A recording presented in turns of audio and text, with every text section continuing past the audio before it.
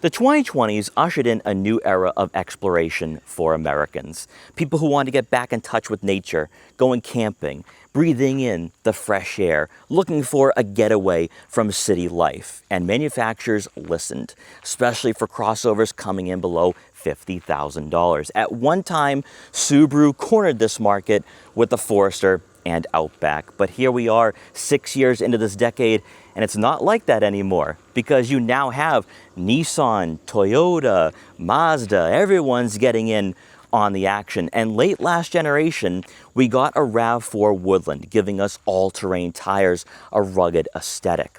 But for 2026, we have a whole new generation for the RAV4, where from the ground up, it is nothing like its predecessor. You have better performance, you also have better technology, and for this plug-in hybrid we're taking a look at for today's video, a bigger battery, so more range on a full electric charge. Today, we're going to dive into what the Woodland trim has to offer us here for 2026. Check out the exterior features, what's going to be offered for the interior, and see why the Woodland might actually be a better compact crossover than a Subaru Forester and Outback. Now, I know for a fact there are some of you out there thinking to yourself, all right, this is a gimmick, it's a trim that looks great, but doesn't offer anything of substance. So I'm going to keep my Subaru Forester. I'm going to keep my Subaru Outback. I am in no way going to downsize from my 4Runner, which I would not recommend. The 4Runner is going to be a lot better off-road. But for those of you who are a bit adventurous, going skiing and snowboarding during the winter, for one, this crossover is going to be efficient, but also with the Woodland, it is mechanically different compared to other trims in the lineup, like that GR Sport and that XSE. Obviously, with the cladding found throughout, this will be easier to stomach if you're going to get this vehicle dirty throughout the year. But since we are starting off with the rear fascia, let's talk about one feature that is standard here on the Woodland that is going to be optional on other trims, and that will be your trailer hitch and wiring harness, giving you a towing capacity of 3,500 pounds. Now, it's no different across all trims. It's going to be 3,500 regardless. But if you are going to be towing a boat or an RV, you can sign the papers and then go on that trip immediately with the RAV4. That's really nice. Now, also, since we're taking a look at the rear fascia, but we're going to notice that up front as well, you have better approach and departure angles. Now, the difference is negligible. I'm going to be honest there. It's not drastic at all. But with those approach and departure angles, you can take on deep snow, deep mud, steep hills, and also more aggressive terrain. With this, you're also going to have better ground clearance, 8.5 inches. That is not due to an off-road tuned suspension though. What you are going to notice underneath this model, there's no skid plates. So it's not designed to be off-road worthy. It is supposed to be a crossover that's going to be year-round capable, obviously with the all-wheel drive system. And also we have all-terrain tires. That's going to be a big difference compared to that XSE, compared to that GR Sport, compared to the SE, for example. You're also going to have these gray wheels as well, easier to clean, and also, again, going to be easier to deal with when it comes to the scratches and the debris that you'll be encountering throughout your time of ownership with this vehicle. You also have aggressive cladding for the wheel arches, giving you that Subaru-like appearance, which I know a lot of you guys don't want me bringing up, but I have to because this vehicle is going head-to-head with that Forester and Outback. Up front, you are going to receive full LED headlights, but probably more importantly is going to be the rigid fog lamps, giving you better visibility at night or in adverse weather conditions. But this was also available on the Trail Hunter with that 4Runner. So some of those same aesthetics, those same features, really like to see that. Also with the Woodland, you're going to have more plastic cladding up front, as you can tell. So the RAV4 for this generation looks a bit more elegant. It has that sportier vibe and maybe even a bit more upscale. But the Woodland, though, draws back on that. And instead, you're going to have plastic cladding for the grille itself and then for the lower portion of the front bumper. Interestingly enough, though, we do have this brushed aluminum look, this metallic gray, which that will definitely get scratched up if you are going off-road, but gives you a bit more definition of the overall appearance of this vehicle. And you're also going to have some cladding here as well underneath the headlights for that aggressive appearance. Matching that cladding is going to be the roof rails, which are very beefy here. So if you are camping, skiing, snowboarding, or anything else during the year, you can store everything up here and really enjoy your time with some friends and family. Last aesthetic feature that sets this model apart from other trims in the lineup is going to be your gloss black side mirror caps with turn signal indicators to go along with blind spot detection for added safety. And we also have gloss black door handles as well, giving us that sportier appearance for this vehicle. vehicle, and also really ties everything together here on this model, especially with the paint color we're taking a look at today. In regards to what's powering the 2026 Toyota RAV4, this is probably more important than anything else we're going to cover today, because you have a number of different trims to choose from, but the Woodland actually has two powertrains that will give you some exhilaration, excitement, and more importantly, that efficiency.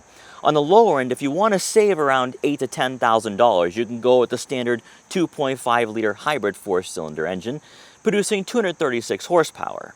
But if you want a vehicle that gives you the performance and also some range on full electric charge, you have the plug-in hybrid, which is also a 2.5-liter 4-cylinder engine, producing 324 horsepower. Now, Toyota does not rate the pound-feet of torque, but if you add up what you receive from the electric motors and this gas motor, it's going to equate to around 370 pound-feet of torque.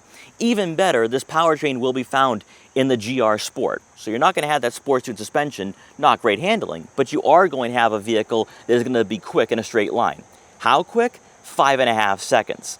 But probably for those of you looking for a vehicle like this that is electrified, it's going to come down to the fuel efficiency. And well, you're looking at a combined average of around 37 miles per gallon, a little less than some other trims in the lineup because we do have the all-terrain tires and it is a bit higher up off the ground. But on full electric charge, you can get close to 50 miles. 50 miles out of a plug-in hybrid. I remember the days when 30 miles was big and exciting. But 50 miles gives you a lot of flexibility, and if you are commuting to work, you can just use electric power and you don't have to worry about filling up this vehicle throughout the week. That's what gives the RAV4 so much flexibility, but also, more importantly, versatility specifically for this model. As we transition to the interior for the 2026 Toyota RAV4 Woodland, you're greeted by heated soft tech seats for both the driver and passenger. But this is where it gets interesting, and this is where you have to make some tough choices. Because with the hybrid option, you're getting the exact same features that we have here in this model. What I mean by that? Well, the driver's side has power adjustability, but the passenger side does not. They have to manually find their ideal seating position, and the driver's side does not have memory seat functionality at $46,000. So that's a bit of a surprise here. A lot of vehicles in this market will also give you ventilated seats as well. So it is one drawback to the Woodland. But what isn't a drawback is the comfort of these seats. The Softex upholstery obviously gives you more of a luxurious experience. These seats are not going to be aggressively bolstered, but the backs of these seats are so supportive. On a longer drive, you're going to be nice and comfortable here. And in fact, with the Woodland, it's not like you're replacing a more street-focused vehicle for an off-road tuned crossover. There really isn't going to be much of a difference across all trims in regards to interior comfort. So if you want a vehicle like this with all-terrain tires, the higher ground clearance, better approach and departure angles, you have that and you're not sacrificing the comfort you demand here at around $46,000 or 36 Rand out of the hybrid model. In front of you is going to be a heated leather-wrapped steering wheel, which does feel kind of nice in the hands, aggressive 10-2 and firm 9-3 grips, but brand new is this full digital gauge cluster, and this is where Toyota has always been slow to improve and to make adjustments. And I really like what this screen has to offer. So if you remembered last generation's RAV4 was a bit more archaic. Now we have a screen that displays your navigation map. Love to see that. Now, as we make our way over to the infotainment system, this is going to be another sacrifice by choosing the Woodland over other trims, specifically for the plug-in hybrid model, because you get a 10.5-inch touchscreen. You still have wireless Apple CarPlay and Android Auto compatibility, but other trims will offer a 12-inch screen. Is that a big deal? Probably not, because you still have onboard navigation. And probably more importantly for this generation, we still have physical buttons and dials for the dual zone climate control, your front and rear defrosters, and your volume knob. So you can kind of live with that. And also with Toyota, their infotainment systems are pretty much the same across all models. So I think it's going to be very easy to get acclimated with. When you place this vehicle in reverse, you are going to have a top view camera. Love to see that, giving you a lot of visibility when you are parking on city streets or parking in a garage. You also have a rear backup camera with trajectory as well. And even better, when you place it in drive, you get a front-facing camera. So it's really city-friendly, and also, of course, if you are taking on the trails, you'll be able to see what's in front of you, more importantly. Continuing on, beneath the head unit, you're going to find your wireless phone charging pad, and next to that will be another cubby for an additional smartphone. On both sides of these compartments will be your drive mode selector. For Eco, Normal, Sport, and Custom, you also have EV mode. And then with this being the Woodland, you have off-road modes as well for trail and snow. As we make our way towards the center console itself, though, we're going to have more trays. I think you could probably store a wallet or 2 more smartphones here. On both sides of this tray will be 2 USB-C outlets and buttons for your camera systems, your hill descent control, traction control on and off. Then we have our traditional gear shift lever here, 2 cup holders, your electronic parking brake, auto vehicle hold. Then to round out the front seating area above, we have the optional power moonroof, which brings in some natural light to the interior. This is going to cost you around $850. Moving on for passengers in the second row, once again we have the soft tech seats, which are very plush. You're looking at right around 38 inches of legroom, which will fall right in line with many smaller crossovers in this class, like that Subaru Forester, like that Subaru Outback.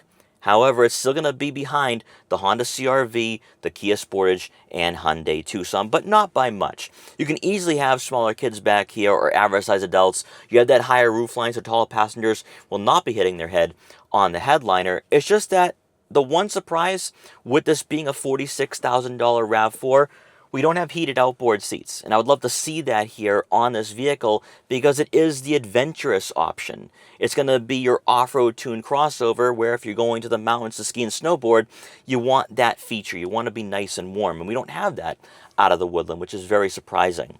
However, we are going to have 2 USB-C outlets to go along with 2 center-mounted air vents.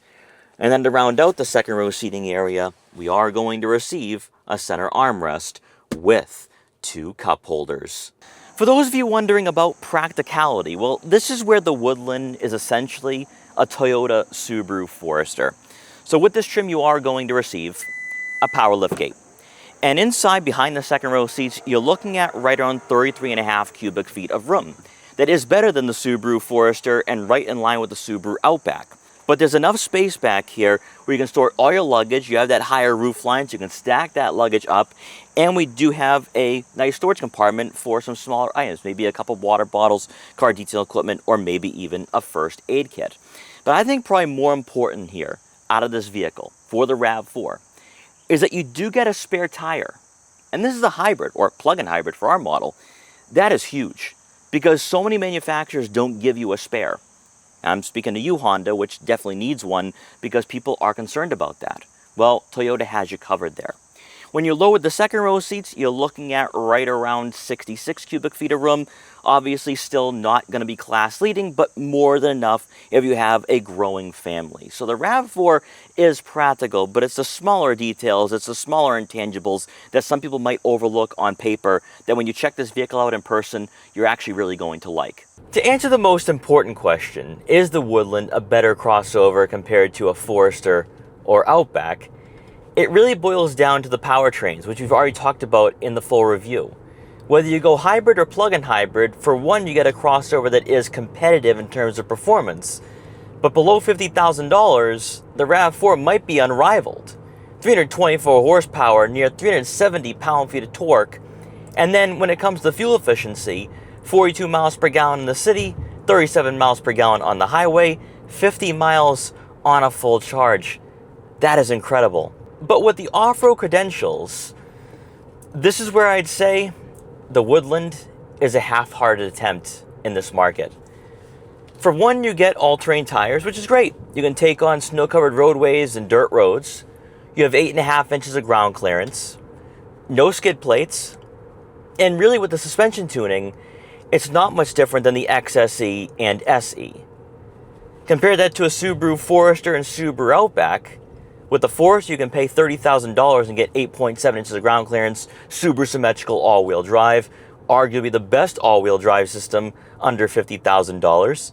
On the higher end, you can go with the Wilderness, giving you over 9 inches of ground clearance. But then with the Outback, you get the 2.4-liter turbo, and you also get a Wilderness option as well. You get a vehicle that is well-rounded, a vehicle that's still the king in the off-road trim market, under 50 grand. With the RAV4, on the other hand, it's mostly just the aesthetics, aside from the all-terrain tires. Yes, this vehicle will be easier to abuse throughout the year, taking on snow-covered roadways, or maybe if you are camping during the summer. but it's hardly going to be one of those crossovers you're going to be taking on rocky terrain, rocky trails. And is that okay? For most Toyota RAV4 owners, absolutely. I don't think they need much more. It covers the bases. The question is, does it get home? Does it make its way home? And at least for this particular market, it doesn't. Because you could look at other rivals and say, well, the Mazda CX-50 is going to be a bit more aggressive in terms of its suspension setup, and you're going to have the ground clearance. You're going to have an SUV that definitely feels rugged for a unibody chassis. You have Subaru, obviously, and mostly with the RAV4, at least with the Woodland, it's kind of like the XRT from Hyundai.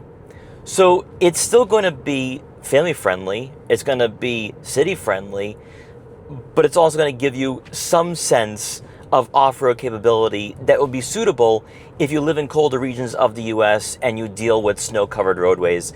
It's kind of one of those niche products, niche trims that is going to sell well where it snows, where you're going to be maybe going on some adventures, but it's not going to be a vehicle that everyone is going to flock to and run to. This is going to be one of those crossovers that you're a Subaru owner, but you want a plug-in hybrid model, you want that better efficiency, and you're willing to make sacrifices to get there. And the thing with the RAV4 is that it will deliver on performance. It's going to deliver on the reliability and the long-term ownership and durability. It's everything else where I think it falls short, especially for the plug-in hybrid. Hybrid, though, that to me is a great deal in the lineup. So guys, let me know what you think here about the 2026 Toyota RAV4 Woodland. Would you go with this trim? Would you choose the plug-in hybrid over the hybrid and spend a $10,000 premium? Would you choose this over a Subaru Forester and Subaru Outback? Let me know in the comment section below. But guys, once again, thanks so much for watching. Take care, and I will see you guys next time.